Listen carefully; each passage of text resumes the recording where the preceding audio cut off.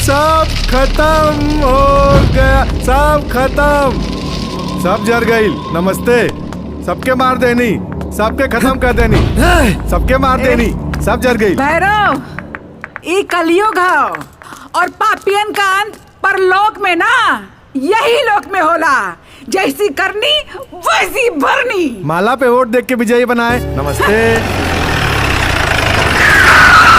नमस्ते नमस्ते नमस्ते। माला पे वोट देके विजयी बनाए। नमस्ते। कानून सबके खातिर एक बा, रउआ फिक्र ना करें, काहे कि जेकरा साथे कानून बा नमस्ते। ओकरा केहू कुछ न बिगाड़ सकेला। तू एकर भैयन के मार के इंसाफ कइला हा, माला पे वोट देके विजयी बनाए। और अब दफा लगी तोहरा ना एकरा ऊपर।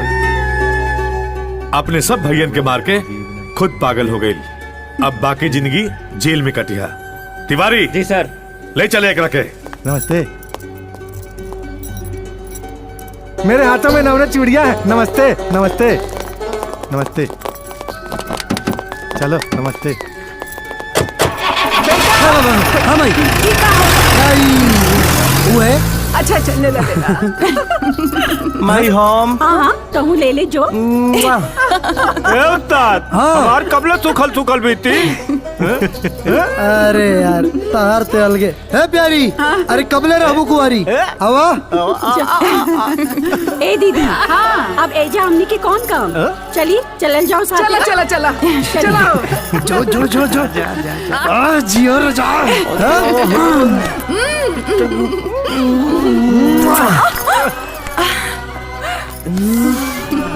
ये पार्टनर सब तो हो गई। अब हनीमून कहाँ मनी हो। अरे रजा, सबसे फर्क ट्रक में। चला लोग बैठा। जा जा। देखी लो, हमनी के तो जुगाड़ हो गई। रवो लोग अपन अपन व्यवस्था कर ली लो। जाई।